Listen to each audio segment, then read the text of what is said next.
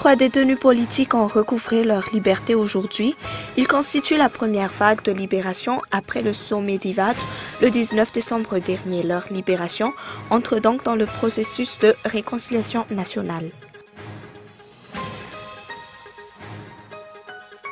Le Premier ministre Kool Roger a promis que les problèmes des étudiants d'Antananarivo seront résolus au cours du premier trimestre 2015. Le délestage, les questions de bourse d'études ainsi que la distribution des logements pour les étudiants ont conduit à la grogne des étudiants d'Ankara et de Woodford cette année. Les négociations de paix entre Kiev et les rebelles pro-russes doivent reprendre mercredi à Minsk au lendemain du renoncement par l'Ukraine à son statut de pays non aligné, décision qui lui permet à terme de demander l'adhésion à l'OTAN.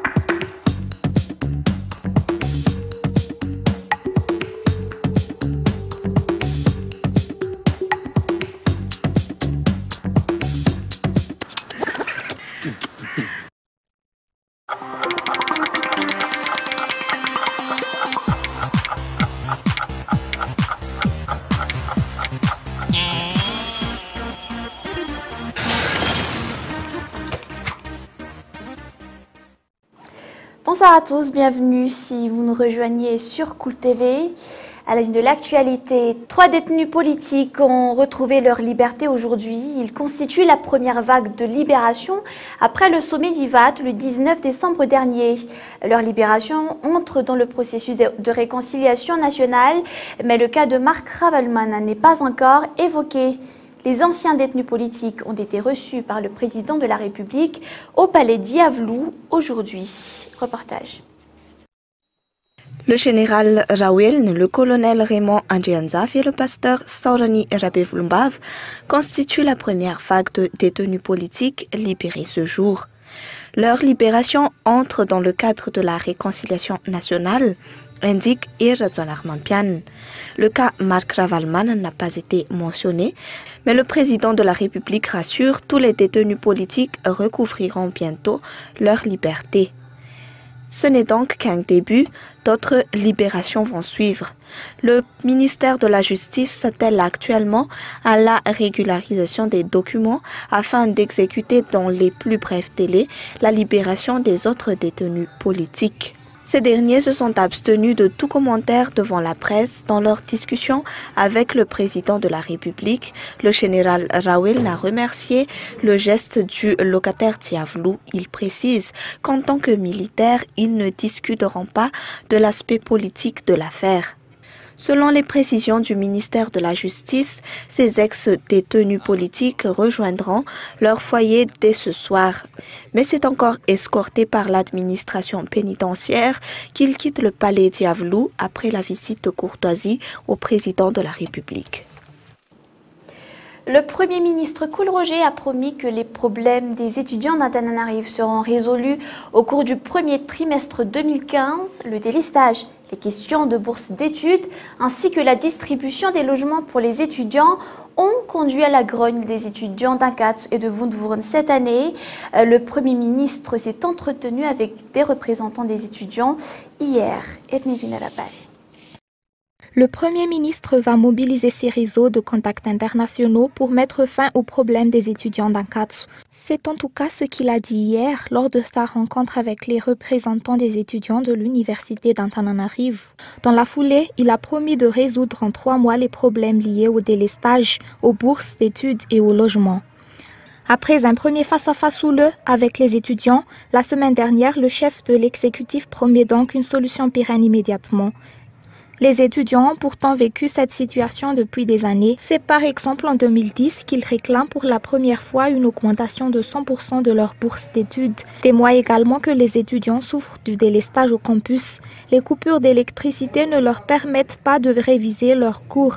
Mais ANCAT n'est pas le seul sujet à ces problèmes. Fianarantsoa, Tuliar, Tuamas et Majunga ont également connu des remue-ménages cette année. Ils attendent également que leurs problèmes soient résolus.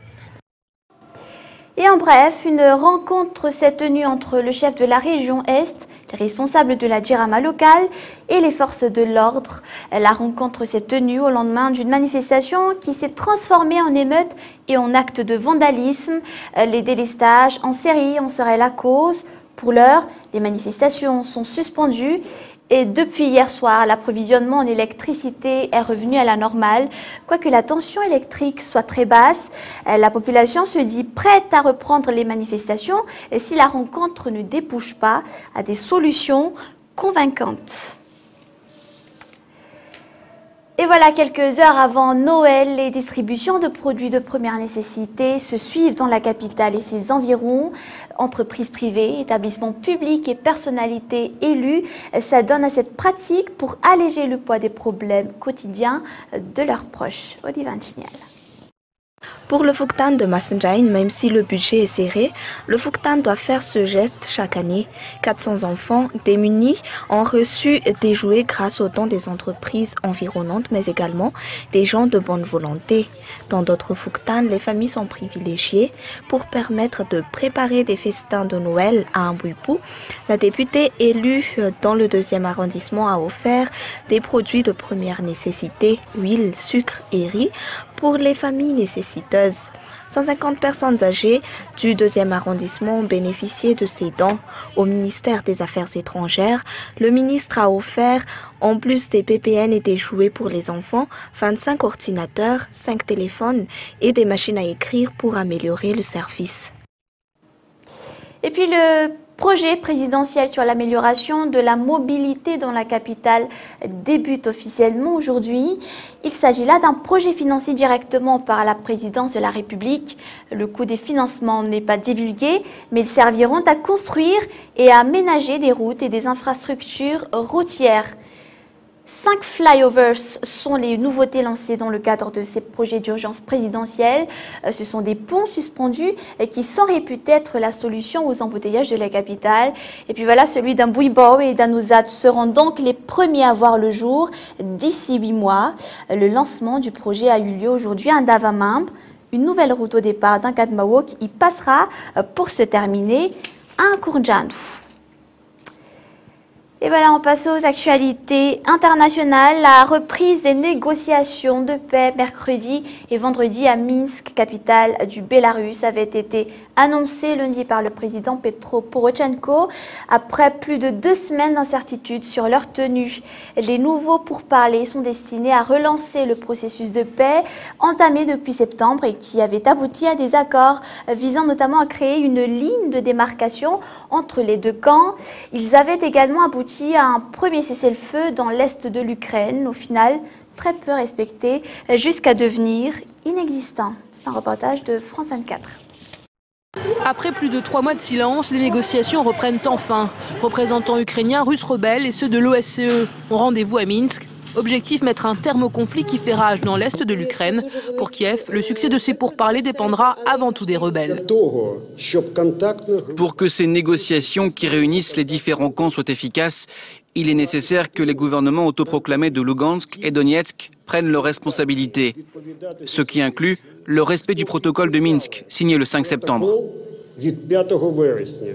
Le pouvoir central exige également l'annulation des votes d'indépendance à Lugansk et à Donetsk. Les rebelles, eux, ont une revendication. Kiev devra lever le blocus économique imposé aux provinces autonomes depuis mi-novembre.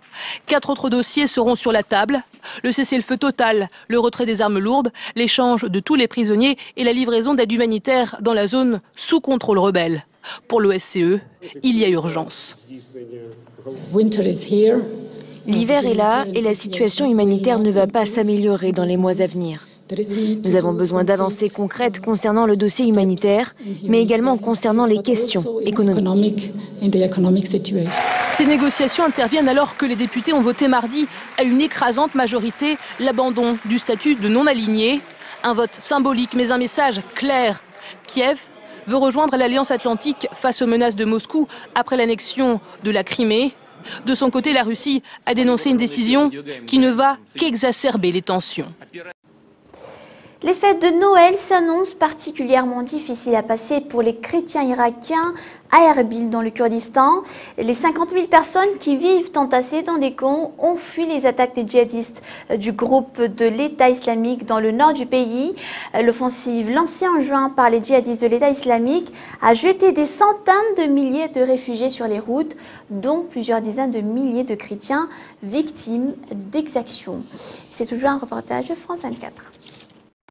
Leur foulard et un manteau chacune, c'est tout ce qui leur reste. Virginia et Rafka, deux sœurs, ont fui les djihadistes. Il est 7 h du matin dans le quartier chrétien d'Erbil. Les boutiques décorées pour Noël sont encore vides. Virginia et Rafka vont à l'église. Malgré l'heure matinale, la petite chapelle de Marshmouni est déjà pleine de réfugiés. Ils prient en araméen, la langue du Christ. Ces chrétiens d'Orient ne l'ont jamais abandonné depuis 2000 ans. Dans cette église, on est tous catholiques. On vient de Karakosh, de Mossoul, de toute la plaine de Ninive. C'est Daesh qui a pris nos villages. Ein Kawa, le quartier chrétien d'Erbil, sous la protection de l'armée kurde, des milliers de chrétiens chassés par l'organisation État islamique s'y sont réfugiés. Dans ce contexte, difficile d'avoir la tête à Noël. Pour Virginia et Rafka, la nativité, elles vont la vivre dans ce bâtiment en chantier, ouvert au froid de l'hiver. Les deux sœurs occupent un baraquement à l'intérieur, le numéro 73, avec le fils de Rafka. L'adolescent dort encore. Il est rentré à 3 h du matin, il est fatigué. À 15 ans, il travaille le soir pour gagner 4 sous. Il travaille pour qu'on puisse acheter de la nourriture. Ici, 72 familles, toutes chrétiennes, toutes en fuite. Une centaine d'enfants, pas d'école pour eux et du confort pour personne. On leur avait dit qu'ils y resteraient 20 jours. Cela fait déjà 5 mois dans des conditions de vie sommaires. Il est 16 h. Riaz, le fils de Rafka, commence sa journée de travail. Pour faire survivre sa mère et sa tante, il est commis dans un petit restaurant de kebab. À Mossoul, les musulmans ne veulent pas de nous. Si ce pays ne nous accepte pas, c'est mieux de partir. On n'y a aucun avenir. D'ici 3 h du matin, il n'aura gagné que 10 000 dinars seulement, l'équivalent de 7 €. Le Père Noël, il n'y croit plus. Et voilà, c'est le moment du rappel des points qui ont quand même marqué ce journal. 3 détenus politiques ont recouvré leur liberté aujourd'hui. Ils constituent la première vague de libération après le sommet d'Ivat le 19 décembre dernier. Leur libération entre dans le processus de réconciliation nationale. Une rencontre aussi entre le chef de la région Est, les responsables de la Jirama locale et les forces de l'ordre s'est tenue au lendemain d'une manifestation qui s'est transformée en émeute et en acte de vandalisme. Les délestages en Syrie en seraient la cause, mais pour l'heure, les manifestations sont suspendues et bien évidemment, je vous l'avais dit, quelques heures avant Noël, les distributions de produits de première nécessité se suivent dans la capitale et ses environs. Entreprises privées, établissements publics et personnalités élues s'adonnent à cette pratique pour alléger le poids des problèmes quotidiens de leurs proches. Pour revoir ce journal, n'hésitez pas à aller visiter notre site tv.cool.mg. Voilà, c'était le journal. À toutes et à tous, merci de nous avoir suivis. On se retrouve demain à la même heure. Excellente soirée à tous. À demain.